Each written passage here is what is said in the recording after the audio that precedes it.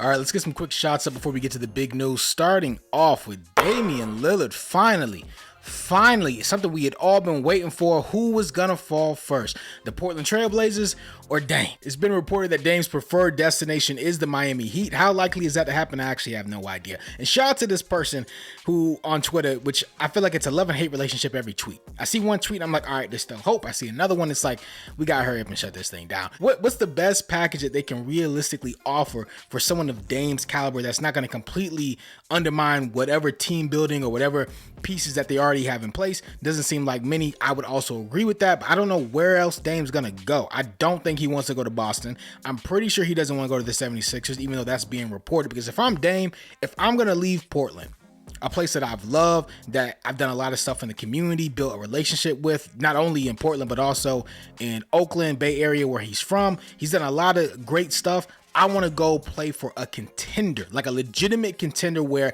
you ain't got to be the odds-on favorite, but at least we're not sitting here trying to figure out, so James, is he coming in shape this season? Is Embiid going to use another excuse after winning the MVP that he's been begging for the past 2 years? These are questions that I would love to know the answer to. Nikola Jovic, not Nikola Jokic, Jovic from the Miami Heat, who put on a clinic against the Lakers. Now, again, obviously it's summer league. No one's going to get excited. And that's why I have to keep telling people on Twitter who are losing their minds, it's summer league. I don't care who it is. Until you do it in the regular season, when people are actually trying to stop you, have game plan for you, I do not care. How many people have we seen that look amazing during summer league? Then the regular season gets here and the fan base is wondering what happened. I thought we had a top 3 draft pick, like a for sure home run Hall of Famer. What is this? But given how bad the Miami Heat's offense was this season for the most part, wouldn't hurt to have another 10 to 15 plus, maybe 20 points as the ceiling scorer. A night that can come in, contribute, assist the ball. He had some really nice assists. Again, I understand the competition,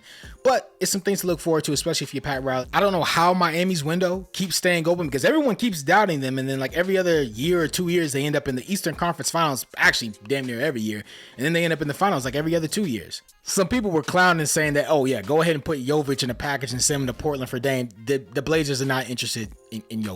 I promise you that. They are not interested in anything outside of maybe Bam, Jimmy Butler, basically anything that's going to strip their team apart. Final shot, and it pains me to do this. It always pains me to give the Lakers credit.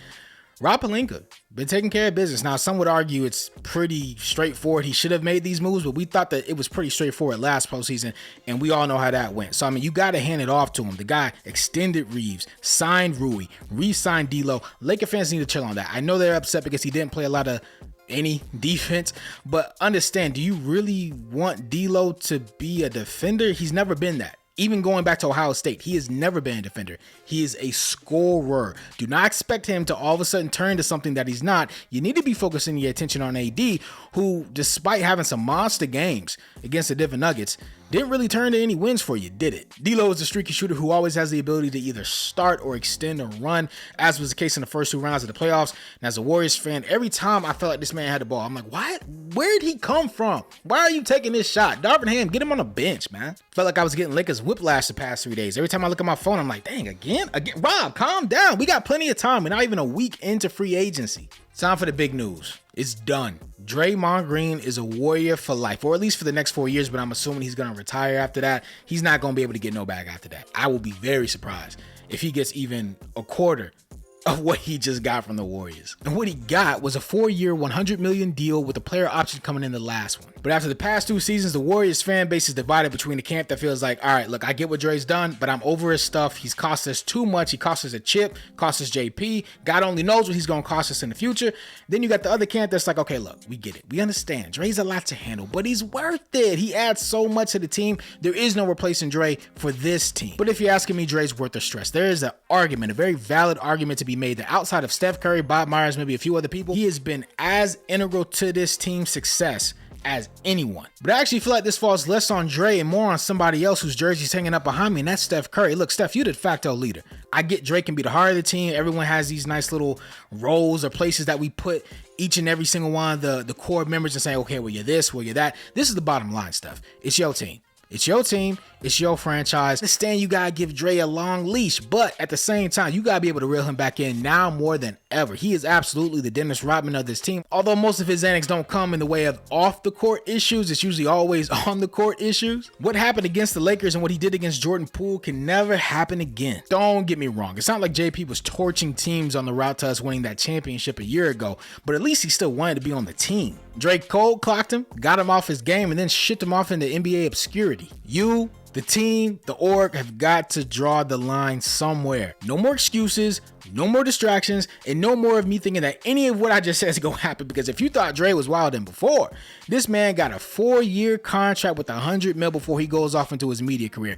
Dre is going to be wilding. It is going to be a long season, man.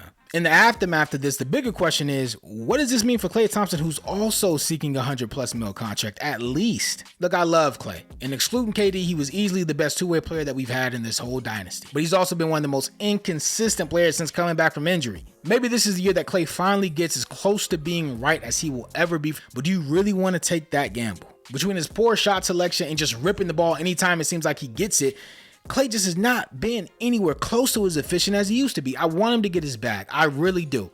Just not with us. And with Dre already getting paid, is a trade with Klay Thompson as a centerpiece imminent? It's all going to come down to Mikey, who apparently has built up enough goodwill with the Warriors faithful after that CP3 trade, where they out here defending his name harder than Viserys was defending Rhaenyra in his final days. I will never advocate for a GM making a move just to make a move, but do something, man. I even dropped the man a hint in the Dante DiVincenzo short. Get Gabe Vincent. Instead, the Lakers pick him up. You get Corey Joseph, who despite his low turnover and high steal numbers, which I do like, some more moves have got to be coming. At least that's what I'm hoping, because otherwise this whole last dance mantra that the Warriors keep spewing out just sounds like bravado coming 2 years too late. Catch y'all next time.